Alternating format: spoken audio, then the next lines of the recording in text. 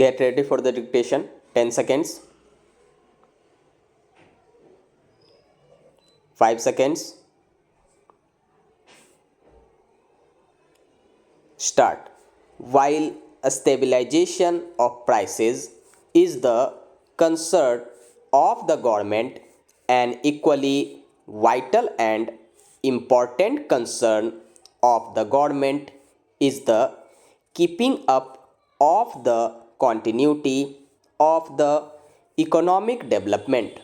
The House would probably agree with me that these two things would have to be balanced, and the problem, therefore, is not to consider prices isolated from economic development, but the problem is to get these two phenomena married to each other and keep the balance between these two married partners straight in both development and instability.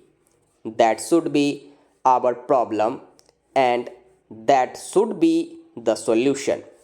I welcome very greatly the suggestions which have come forward to facilitate this marriage of prices with economic development. Controls are no doubt possible to some extent, but as I said earlier, even the Ranganathan committee felt that no amount of physical control will deliver the goods if the implementing machinery is not up to the same standard as the standard of the control we want to have. Therefore, as a better solution to this problem, rather than having wholesale physical control, we want that the extension of cooperative training centers should provide an answer to this problem, and we would like to give the maximum facilities for this extension of cooperative trading sector. Definite schemes have been formulated by the government, but I would also like to say here that some of these voluntary organizations, like the Citizens Council and such other organizations, if they could take up the work of providing a chain of consumer cooperative stores, they could formulate a scheme for doing some such thing in the economic sphere. Government would be certainly agreeable to provide them with all possible facilities for opening these shops.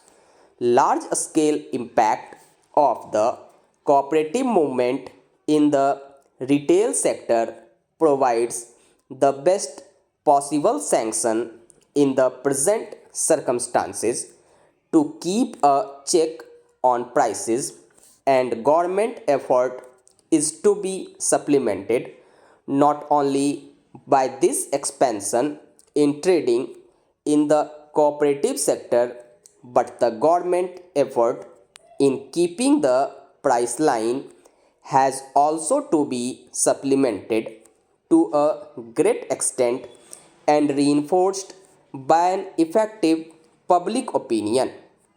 After all, democracy without public opinion does not carry us anywhere. Public education and democracy are two patterns in which full fledged democracy functions. Without public education, democratic implications are not understood, and vice versa. Without a democratic pattern of society, this public education does not have much meaning. Therefore, public concern over rise in prices has got to be created.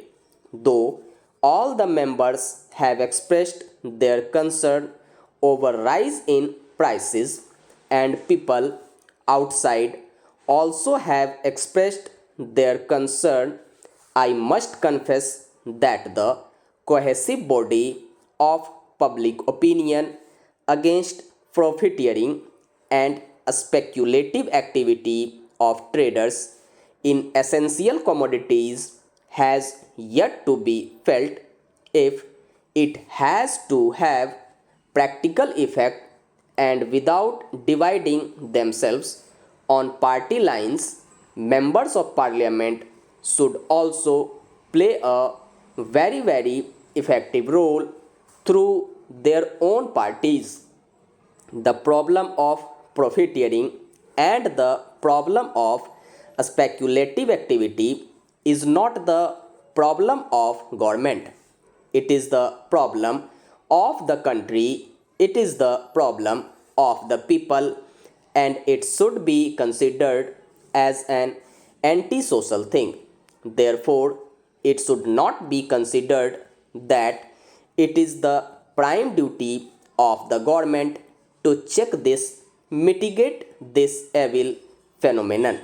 It is the duty of the government, I do not deny, but it is also on the moral plane the duty of the respective parties and their leaders and workers to create such a public opinion where profiteering and speculative activities may not find place. In some of the capitalist countries, they have done the same thing in regard to this. After all, in a country like the United States of America, adulteration of food is considered to be a crime worse than even murder. That shows the amount of public opinion that has to be created in this country against profiteering and speculation. As some members have said, nationalization of banks can be one of the ways by which effective control over prices can be brought about, but unfortunately, the phenomenon is not the credit which is operating through banks. The crux of the evil is the credit which is outside the bank. So much credit is flowing through these outside channels other than the banking system that it is very difficult to control that kind of credit. This is the villain of the piece, which is not allowing us to have a cohesive policy in regard to the control of prices. A part of the purchasing power of the public, which has come under the operation of the banking sector, is relatively small when compared to the money outside the banks.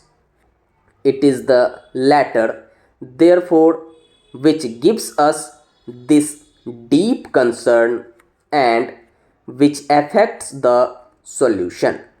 So, I think I have covered most of the points raised, though the purview of the discussion is very wide. The House will perhaps forgive me if I do not cover all the economic matters.